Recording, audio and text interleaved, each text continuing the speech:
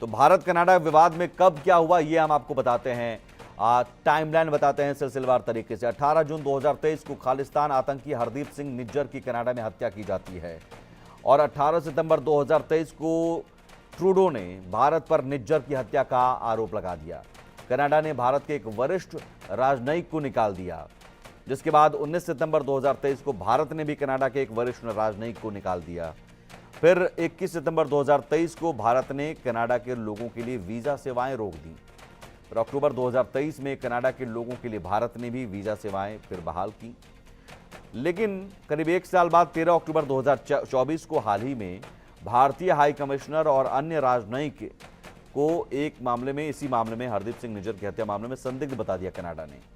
इसके बाद 14 अक्टूबर 2024 को भारत ने अपने राजनयिकों को संदिग्ध बताए जाने पर कड़ा विरोध जताया और वापस बुला लिया हाई कमिश्नर को और यहां के डिप्लोमेट्स को देश निकलने का अल्टीमेटम दे दिया, देश से बाहर जाने का अल्टीमेटम दे दिया। लेकिन सवाल है कि कनाडा ने ये आरोप लगाने से पहले तमाम वो जानकारी सार्वजनिक कर दी थी। आखिर मकसद क्या था कनाडा का? हमारे साथ निपुण आलम बायन है, विदेश मामलों के जानकार, और संजीव श्रीवास्तव हैं, विदेश मामलों के जानकार। निपुण जी, ये अपने आप में चौंकाता है कि आरोप लगाने से पहले आप ढिंढोरा पीट देते हैं, सार्वजनिक कर देते हैं वो तमाम वो जानकारी, सेंसिटिव जानकारी। आप भारत सरकार को कहते हैं कि हम सर ने सबूत दिया है, लेकिन आप जो विदेशी मामलों के हस्तक्षेप संबंधी समिति के सामने जाते हैं तो कहते हैं कि ये सबूत नहीं है, हमारे पास खुफिया जानकारी थी, जो कि आपने लीक कर दी। जी देखिए, लीक करने का मकसद जो दिख रहा है, जो स्पष्ट रूप से है कि कहीं ना कहीं भारत के ऊपर दबाव बनाना, प्रेशर बनाना। और वेस्टर्न जब पोस्ट की हम बात कर रहे हैं, जिस न्यूज़पेपर की हम बात कर रहे हैं, तो उसका अगर आप आर्टिकल्स को पढ़ें और उसकी जो न्यूज़ की खबरों को आप पढ़ें, तो आप पहले से भी देखें, आपकी बात नहीं, आप पहले से भी देखें, तो उनकी खबरों में कहीं ना कहीं आपको एंटी इंडिया का थोड़ा थोड़ा आपको दिखाई देगा कि उनके जो आर्टिकल्स रहते हैं, उनकी जो खबरें रहती हैं, थोड़ा एंटी इंडिया आपको देखने को मिलती हैं। और देखिए, आज के दौर में जब हम मीडिया की बात करते हैं, तो मीडिया भी एक वॉरफेयर का हिस्सा बनता है। इसको भी वॉरफेयर का एक हिस्सा बनाया जाता है कि आप एक तरीके से क्या करें, प्रेशर क्रिएट करें इंटरनेशनल मीडिया के द्वारा, ताकि आपके जो दावे हैं उन दावों की मजबूती ज़्यादा हो जाए और आप जो आरोप लगाना चाह रहे हैं, देखिए आरोप की सच्चाई होगी या नहीं होगी, जैसे भी आपने कहा कि खुद उनके कमीशन ने जब उनसे पूछा तो उनके पास मेरे पास कोई सबूत नहीं, इंटेलिजेंस रिपोर्ट थी, उसके माध्यम से हमने भारत से कहा कि भारत खुद क्या करे, स्टडी करे, खुद बताए कि हमने क्या किया है, इस प्रकार के हम पर जो आरोप है वो सही आरोप हैं। ऐसा कोई देश नहीं करेगा, लेकिन कनाडा ने किया। लेकिन बात क्या थी कि देखिए, कनाडा का मकसद ये नहीं था, जस्टिन ट्रूडो का मकसद ये नहीं था कि भारत को कटघरे में खड़ा करना है। उनका मकसद केवल इतना था कि अपनी इंटरनल पॉलिटिक्स में क्या करना है, एज लेना है। अब जैसे वाशिंगटन पोस्ट में बात निकली, और पोस्ट में बात निकलने के बाद कनाडा के लोगों ने पढ़ा होगा, अमेरिका के लोगों ने पढ़ा होगा, तो एक पॉलिटिकल माइलेज लेने का प्रयास था।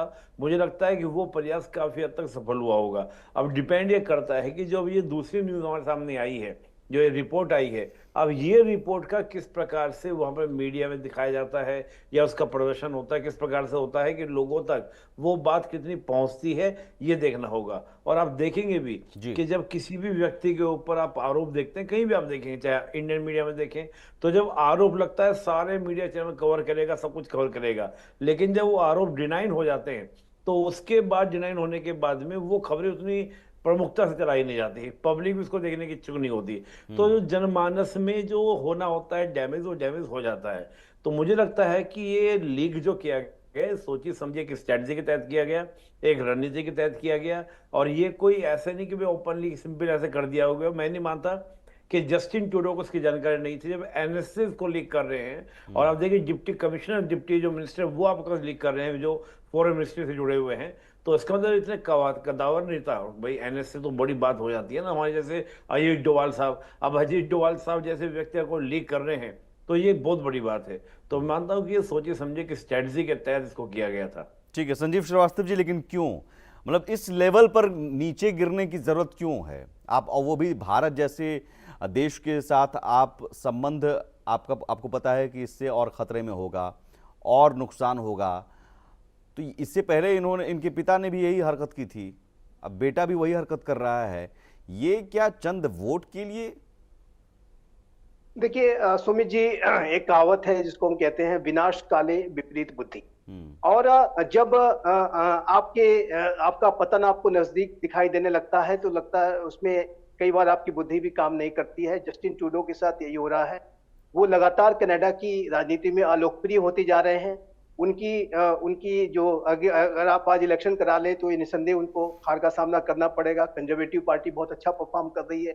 अभी हाल के समय में मॉन्ट्रियल में और टोरंटो में जो इलेक्शंस हुए, जो कि एक सेफ लिबरल सीट मानी जाती थी जस्टिन ट्रूडो की जो पार्टी है, लेकिन वहां पर जो है कंजर्वेटिव पार्टी को विजय मिली। ये वो हार गए। और लगातार वो, और उनकी जो सरकार है अल्पमत की सरकार है, उनको लगातार इस बात का शक रहता है, भय रहता है कि वो सरकार कभी भी गिर सकती है। 2 अविश्वास प्रस्ताव आ चुके हैं। और पहले की जी सरकार किसी तरह से जो चल पाई, वो एक न्यू डेमोक्रेटिक पार्टी जो कि खालिस्तान समर्थक आतंकियों अतिवादियों को सपोर्ट करने वाली एक पार्टी है। उसके समर्थन की वजह से ही ये सरकार चल रही थी। हालांकि उसने भी अपना समर्थन वापस ले लिया है, लेकिन जब अविश्वास प्रस्ताव अभी आया तो इस न्यू डेमोक्रेटिक पार्टी ने ट्रूडो को बचा लिया। तो ट्रूडो जो कनाडा की पॉलिटिक्स में जो रिलेवेंट बने रहने के लिए और अपनी सरकार को बचाए रखने के लिए वो इस तरीके की एंटी इंडिया एक्टिविटीज में शामिल हो गए हैं।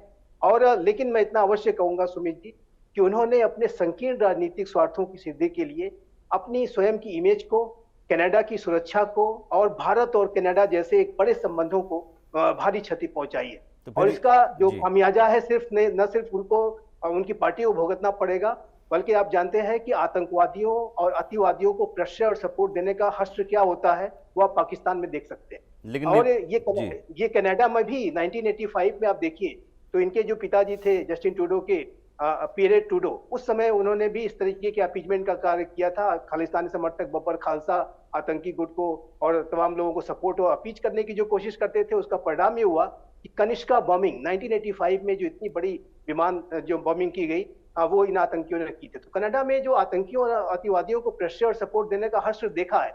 लेकिन ये जो जैसे जस्टिन ट्रूडो की सरकार है वो अपनी पुरानी गलतियों से नहीं सीख रही है और अपने राजनीतिक स्वार्थों की सिद्धि के लिए उसने सब कुछ अपना जो है सुरक्षा और भारत कनाडा संबंध इत्यादि दांव पे लगा दिए हैं। और जाहिर है कि ये जैसे कि मैंने कहा कि जब आपका पतन नजदीक दिखाई होने को होता है तो बुद्धि भी काम करना बंद कर देती है। जस्टिन ट्रूडो के साथ यही हो रहा है।